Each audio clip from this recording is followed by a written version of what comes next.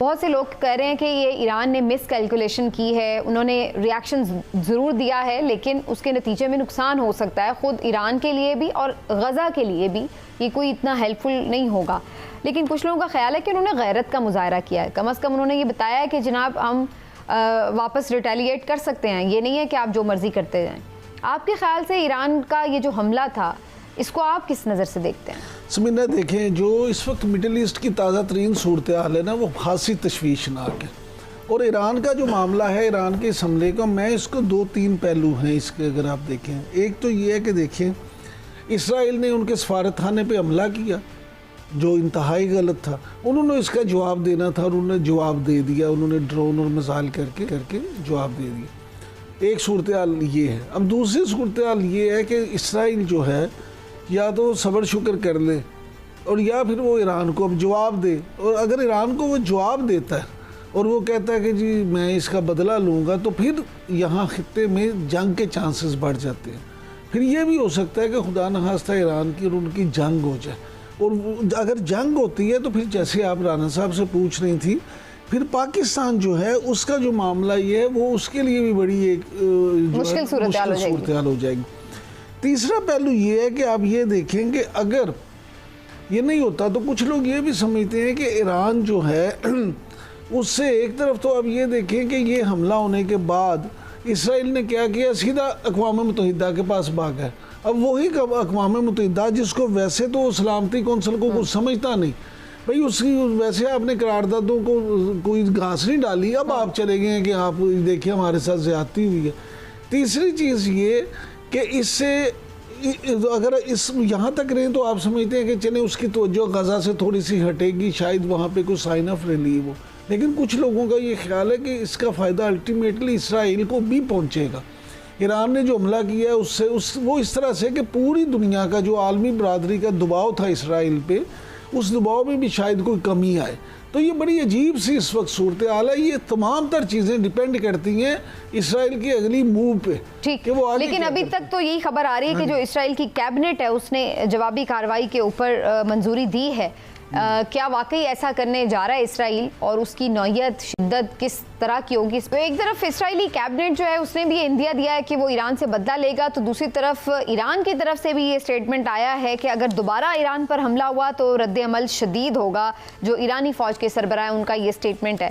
चौधरी साहब, ये खुदा न खास्ता बहुत से लोग तो ये भी एंटिसिपेट कर रहे थे कि ये कोई वर्ल्ड वॉर 3 की तरफ सिचुएशन तो नहीं जा रही। जैसे ईरान का हमला हुआ है उसके बाद सदर पुतिन का जो स्टेटमेंट आया वो भी आपने देखा है, और आपको मालूम है कि इस तरफ भी एक पूरा ब्लॉक है, दूसरी तरफ अमेरिका भी पूरी तरह इसराइल को सपोर्ट करता है। तो ये क्या सूरत हाल बनती देख रहे हैं आप? देखिए, ये सूरत हाल इंतहाई पेचीदा होती जा रही है, और ईरान की तरफ से कल जो ड्रोन अटैक हुआ है उसके बाद इसराइल उसका जवाब लाजमी देगा। देखिए, आपको ये समझने की ज़रूरत है कि इसराइल की जो हुकूमत है इस वक्त, जो बेंजामिन नेतन्याहू जो है वो कौन है, वो क्या है, उनकी जो कैबिनेट के लोग हैं वो क्या है। वो एक जो सहूनी दुनिया के ऊपर जो एक हेजेमनी कायम करने की, वो एक फैमिली से ताल्लुक़ रखते हैं। उनके 2 भाई भी जो है इसराइली जो डिफेंस फोर्सेस के हिस्सा रहे हैं, और वो ख़ुद जो हैं और उनके बड़े भाई जो हैं वो इसराइल की जो टॉप नॉच यूनिट है उसको कमांड भी कर चुके हैं और उसमें सर्व भी कर चुके हैं। और उनका जो एजेंडा है वो गोलान की पहाड़ियों की जो जंग थी उसमें भी शामिल रहे हैं। तो वो इजराइलियन हेजेमनी को वर्ल्ड में बनाना चाहते हैं, वो सहूनी रियासत को वो हर कीमत पे जो है इस्टेब्लिश करना चाहते हैं। और इसी वजह से उन्होंने उस इसराइल की जो बर्बरियत की इंतहा उन्होंने गज़ा में की है, 20-22 हज़ार बच्चे जो हैं उनको उन्होंने बिल्कुल बॉम्ब कर दिया है, और उनका जो ना उन्होंने बच्चे देखे हैं, ना ख़वातीन देखी हैं, ना हॉस्पिटल्स देखे हैं। तो मतलब यूनाइटेड नेशंस की तो बात वहाँ पे और वेस्ट की बात जब आती है तो वो तो हम ये सब देखते हैं कि वो ह्यूमन राइट्स और ये जो स्टैंडर्ड्स हैं या जो दुनिया को लेक्चर करते हैं वो गज़ा के ऊपर तो फेल हो गए। लेकिन इसका ईरान के ऊपर अटैक इजराइल लाजमी करेगा, ईरानियन को जो है रिटेलिएशन करनी पड़ेगी और इसके मुकाबले में, और ये खित्ता जो है ये तेज़ी से जंग के शोलों में मुझे लिपटा हुआ नजर आ रहा है। क्या होगा चौधरी साहब? पाकिस्तान तो फंस गया ना, एक तरफ ईरान हमारा हमसाया भी है, मुस्लिम मुल्क है। अभी तक तो पाकिस्तान का स्टांस जो है वो अभी तक तो जाहिर है यही होना चाहिए। क्या होगा ये तो उनके ना तो हमारी कैबिनेट जो है उसकी मीटिंग हुई है कि इस सारी सिचुएशन के ऊपर वो क्या गौर करते हैं। फॉरेन ऑफिस की कौन सी एक रूटीन की स्टेटमेंट ज़रूर आई है। क्या वज़ीर-ए-आज़म ने उस पर कोई इजलास मुनक़िद किया है? उन्होंने असम्बली के अंदर जो है क्या इसको ज़रूरी समझा है कि जब पुलवामा हुआ था तो उस वक्त की डिफेंस फोर्स जो हमारी मिलिट्री आर्की थी उन्होंने आके पूरी असम्बली को ब्रीफ किया था कि ये सूरत हाल है और आगे आके वज़ीर-ए-आज़म ने पॉलिसी स्टेटमेंट दिया था। क्या इस वक्त का हुकूमत कोई ऐसा काम कर रही है? ऐसा तो होता हुआ नज़र नहीं आ रहा।